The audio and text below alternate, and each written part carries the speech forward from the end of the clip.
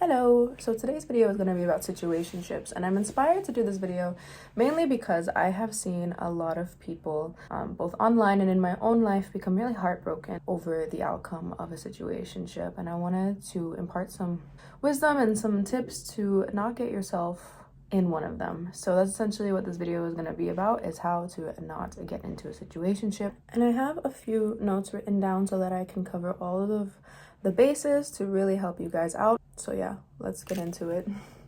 One of the most important things to remember when you're getting to know somebody, especially in a romantic context, is that you are single. Until you're somebody's partner and that's agreed upon between the both of you, you're single. And some people even argue that you're single until a ring. I personally don't subscribe to that belief. I believe you're single until you're in an exclusive partnership with somebody. And what this means is that you are allowed to have other options.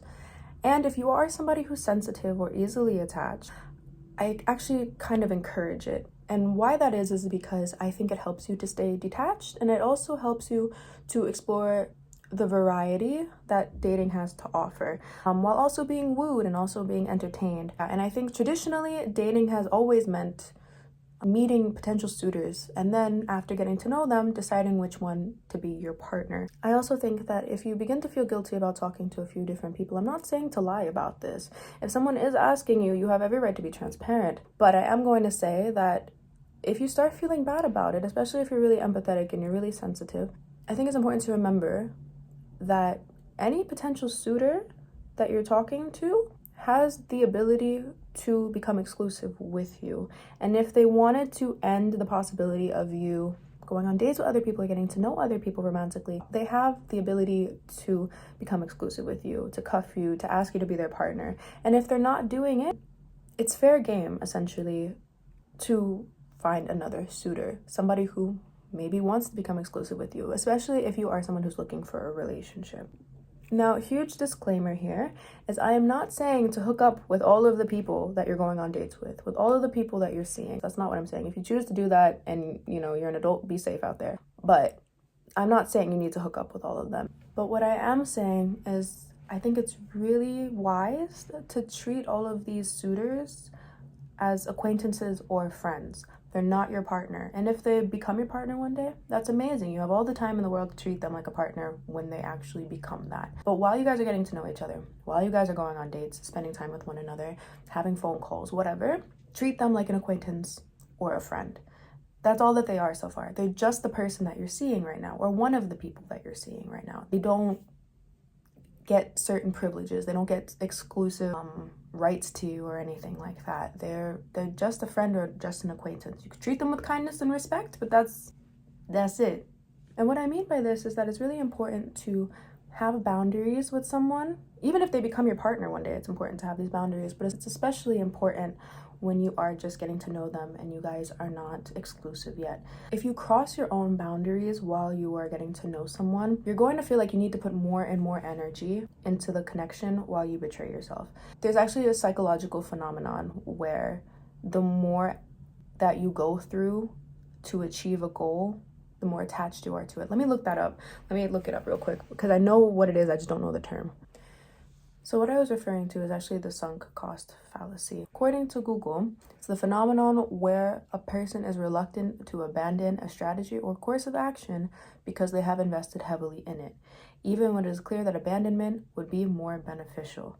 And why I bring it up is because when you're getting to know someone and they start displaying aspects to themselves that are not very positive or are red flags, when you are in this phase before the partnership, before the exclusivity, you have a chance to leave this connection and not lose much out of it. So it's really important to abide by your own boundaries. It's really important to not invest so much so soon. That's why I really recommend staying detached and having boundaries, having yourself be the priority.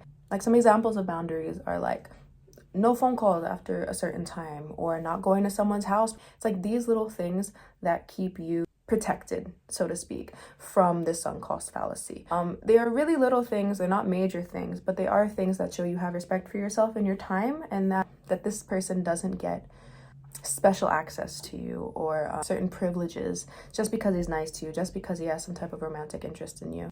Another point that I want to touch on here is that you should be staying so busy in your own life and in your own energy that you have no idea or any care in the world if they responded to you, if they messaged you good morning, anything like that. If you are waiting for a call or a message from someone that's not even your partner yet, I think it's really important to evaluate what's going on in your life and why that message or that call is so significant to you. So one thing I recommend is asking yourself, what are you procrastinating or avoiding right now in your own life? Are there projects you need to work on? Are there chores you need to do? Is there self-care that you're neglecting? Are you avoiding something that needs to get done in your own life? Or are you just really bored? So what I think you should do in these instances is come up with a to-do list, like all the things that you need to get done, and tackle those things. And also come up with a list of things that are fun for you to do, so that when you get bored, you're not just falling into the trap of endless scrolling on your phone or thinking of a person. You can refer back to those things whenever you feel kind of desperate for like interaction with this person or attention from this person. Because chances are you might just be needing a dopamine hit or some validation. If it is a need for validation, I think that's a really important time to focus on self-care. But if you are needing a dopamine hit, my favorite ways to get dopamine are to exercise or to listen to my favorite music. But if you're also creative, then you can create something. I think these are all better ways to get that dopamine, because you can't really control if a person's going to call you back or text you back or anything like that. You can't control that. But what you can control is how you spend your time. And I know it might not sound like a ton of fun, but I think it's important to remember that you have dreams and you have goals to accomplish that are way more important than a talking phase that you're in or a dating phase. This is, again, one of those moments where you have to remind yourself that this person is not your partner, so they don't deserve to distract you from the vision that you have for your life.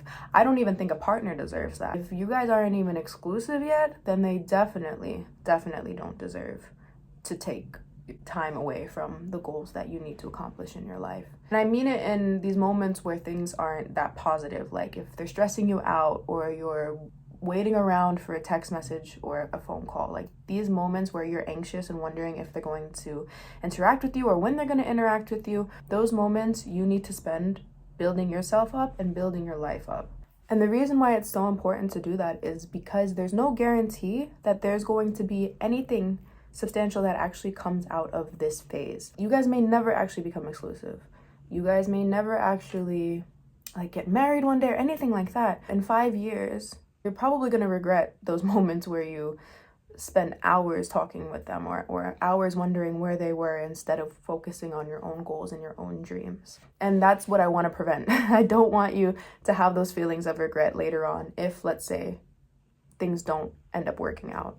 Another point I want to make is if this person really was going to be your true love or your spouse one day, they wouldn't want this ambiguity. Now, I know that there are exceptions to this, but I'm saying in most cases, especially if you're dating straight men, men that really want you, they don't want this ambiguity. They want to lock you down immediately. They don't like knowing that you're free to see other guys. I mean, in these moments, just think about those stories about husbands that say they knew the moment they saw their future wife that she was the one. Or the stories you hear about boyfriends that say after even just a couple of dates that they were ready to make their woman their girlfriend. There are a lot of people out there that don't need a really long time to know whether or not they want to be exclusive with you. And I think it's important to remember that those people are out there. You don't have to deal with someone who's not sure about you.